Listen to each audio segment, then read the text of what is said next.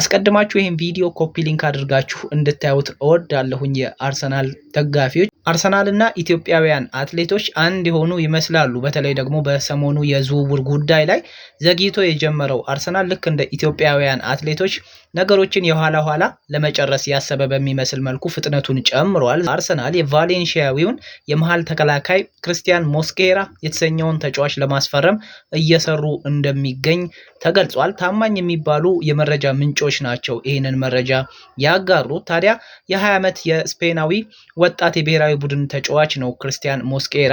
የመጀመሪያ ምርጫቸውም እንደሆነ ተገልጿል። አሁን ላይ በእርግጥ በቅድሚያ መጨረስ የሚፈልገው የስኳድ ተጫዋቾችን የበለጠ ተቀይረው ሊገቡ የሚችሉ ወደፊት ሊያድጉ የሚችሉ ማለት ነው እና ሙስኬራም ወደፊት አብሮ እንዲያድግ ጭምር ነው የተፈለገው ነው የተባለው። ከ12 ዓመቱ ጀምሮ ነበር እንግዲህ በቫሌንሺያ ማደግ የቻለው።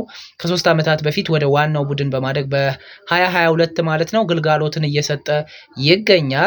ግራውንድ ዱዌሎች ላይ በጣም የሚያስገርም ብቃት ነው ያለው እና ቪዲዮዎቹንም ስከታተል ነበረ። ግን የግራውንድ ዱዌሎቹ ጉዳይ በጣም ነው የሚገርማችሁ። በጣም ምርጥ ተጫዋች ነው። ተጫዋቹ ለቫሌንሺያ 90 ጨዋታዎችን ማድረግ የቻለ ሲሆን ባለፈው ዓመት በክለቡ 37 የሊግ ጨዋታዎችን ወደ 90 ደቂቃዎቹን ያህል ሜዳ ውስጥ መቆየት ችሎ ነበር። ረዘም ላለ ደቂቃ ማለት ነው። የቀኝ እግር ተጫዋች ነው ይሄ ተጫዋች።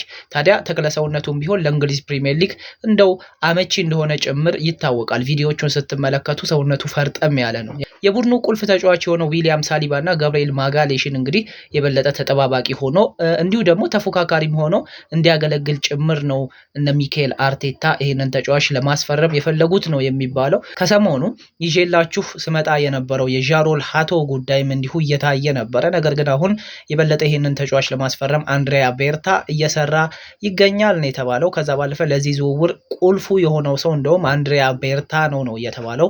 ይሄ ተጫዋች ባለፉት ጊዜያት ከቡድኑ ጋር ማደግ የሚችል ወጣት የመሃል ተከላካይ ለማስፈረም እንዲሁ አርሰናል አላማው አድርጎ የነበረ መሆኑን ተከትሎ እንግዲህ ከዛ አላማ ጋር ሊስማማ ይችላል ነው የተባለው። በጥር ወር ላይ ብራዚላዊ ወጣት ተከላካይ የሆነው ቪክቶር ሬየስን ማስፈረም ፈልጎ ነበረ አርሰናል እንደምታስታውሱት ማለት ነው። ግን በሲቲ እንደተቀማ እናስታውሳለን። ነገር ግን ደግሞ ወደ ዲን ሁይሰን ዞሩ። ዲን ሁይሰን ደግሞ እንደምናውቀው በቅርቡ ወደ ሪያል ማድሪድ አመራ።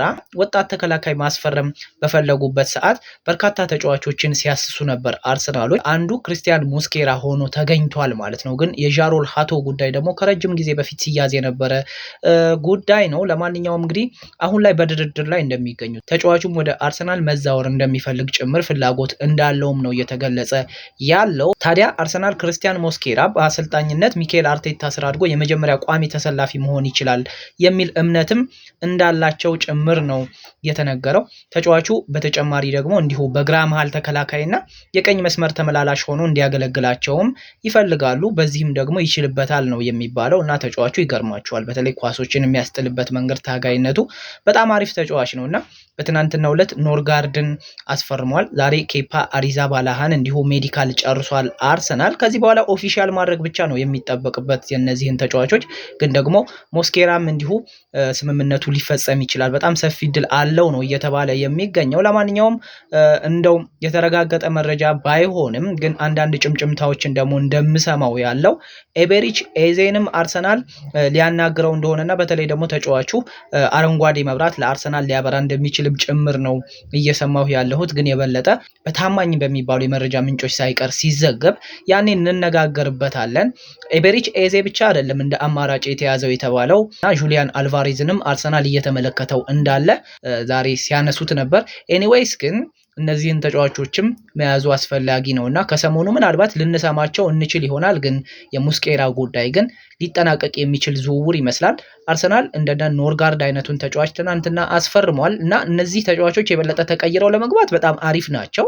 በትናንትናው ዕለት እንደውም እኔ ቅር ብሎኛል ስላችሁ ነበረ። ያው ቅር ያለኝ አንደኛ ኳሊቲን ከመፈለግ አንጻር፣ ሁለተኛ ደግሞ ምንድነው አርሰናል በተደጋጋሚ ሮቴሽን መጠቀም አለበት። ለዛም ደግሞ ዙቢሜንዲ ሲወጣ ይሄ ተጫዋች የግዴታ 6 ቁጥር እንደ ዲስትሮየር እንደመጫወቱ የቡድኑ ሚዛን መጠበቅ አለበት ከሚል ሐሳብም ጭምር ነው እንጂ ልጁ ፕሪሚየር ሊግ ላይ ያስመሰከረ ተጫዋች እንደመሆኑ ኖርጋርድን በጣም አሪፍ ተጫዋች ነው። ግን የበለጠ ስታቱን ስትመለከቱ ደግሞ አሪፍ ነው። ግን ለዋንጫ ለሚፈልግ ክለብ ደግሞ የመጀመሪያ ተመራጭ የሆኑ ተጫዋቾች ያስፈልጉታል በሚል ነውና ሙስኬራም በጣም አሪፍ ተጫዋች ነው። እውነት ለመናገር አሪፍ ነው። በተለይ በተከላካይ ስፍራ ላይ ለሳሊባም እንዲሁ ደግሞ ለጋብሪኤል ማጋሌስም ከዛ ባለፈ እንደ ፉልባክም ደግሞ ቀኝ ተመላላሽም ሆኖ እንዲጫወትላቸው ከመፈለግም አንጻር ነው። በተለይ የቶሚያሱ ጉዳት አርሰናልን ስለጎዳው ማለት ነው። ለማንኛውም እስኪ የበለጠ ደግሞ ይሄ ዝውውር ለመፈጸም ሲቃረብ በድጋሚ እናወራበት ይሆናል። እናንተ ግን ፎሎ ማድረጋችሁን እንዳትረሱ። መልካም ጊዜ፣ ይመቻችሁ።